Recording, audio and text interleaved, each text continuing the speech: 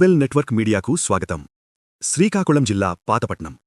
రవాణా మార్గాలు, రహదారులు, వంతెనలు సక్రమంగా ఉంటేనే ఆ ప్రాంతము లేదా నియోజకవర్గము, రాష్ట్రము అభివృద్ధి చెందుతుందని కనుక మా పాతపట్నం నియోజకవర్గంలో రహదారులతో పాటు అవసరమైన చోట వంశధార, మహేంద్రతనయ నదులపై వంతెనలను ఏర్పాటు చెయ్యాలని అసెంబ్లీలో తన గళాన్ని మరోసారి బలంగా వినిపించిన పాతపట్నం నియోజకవర్గం శాసనసభ్యులు, అసెంబ్లీ ప్రివిలేజ్ కమిటీ మెంబర్ మామిడి గోవిందరావు. ధన్యవాదాలు అధ్యక్ష. ఆంధ్రప్రదేశ్కి శిక్షశివర్లో ఉన్న నియోజకవర్గం, ఒడిశా రాష్ట్రానికి ఆనుకున్న నియోజకవర్గం పాతపట్నం నియోజకవర్గం అధ్యక్ష. అయితే మా నియోజకవర్గం వెనుకబడింది, తలసరాదాయంలో కూడా వెనుకబడిన నియోజకవర్గం అధ్యక్ష. దానికి కారణం దానికి కారణం వెనుకబడిన నియోజకవర్గం కాదు అధ్యక్ష, వెనక్కి నెట్టబడిన నియోజకవర్గం అధ్యక్ష. స్వాతంత్రం వచ్చి ఎన్ని రోజులైనా సరే మేము ఇప్పుడు కూడా మా నది పైన ఎంత కాదు అధ్యక్ష, మహా అయితే 100 మీటర్స్ కూడా ఉండదు, అలాంటి నది పైన కూడా పడవ ప్రయాణమే చేస్తున్నాం అధ్యక్ష. చాలా దౌర్భాగ్యమైన పరిస్థితుల్లో ఉన్నాం అధ్యక్ష. ఎందుకంటే మీ దృష్టిలో మేము పెట్టుకొని మా ప్రజల తాలూగా బాధల్ని మీ దృష్టిలో పెట్టి ప్రభుత్వానికి తెలియజేస్తున్నాం అధ్యక్ష. అయితే ఒక విషయం అధ్యక్ష, 1972లో గొటా బ్యారేజీ నిర్మించారు అధ్యక్ష. అది నీటిపారుదల శాఖ అధ్యక్ష.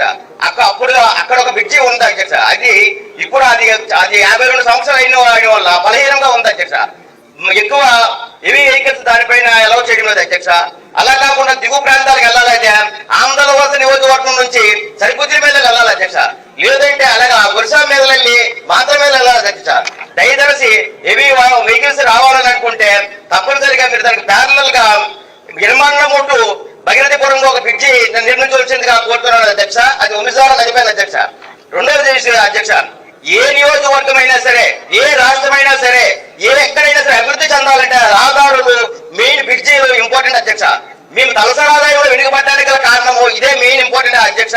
అలా కాకుండా 2014, 2019 మధ్యలో మహేంద్ర నది పైన కల్కాటు జిల్లేపేటలో ఒక బ్రిడ్జి మనమే ఇచ్చాము అధ్యక్ష.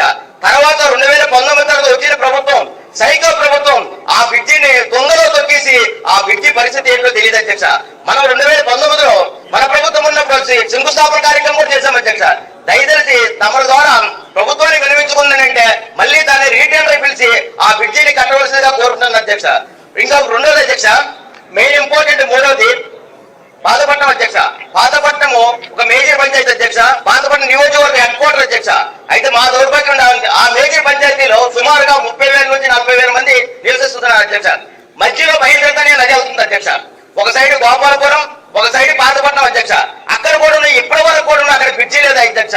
ఇప్పుడు కూడా మా ప్రాబ్లం ఏంటంటే రైల్వే బ్రిడ్జి పైన నడుస్తున్నాం అధ్యక్ష.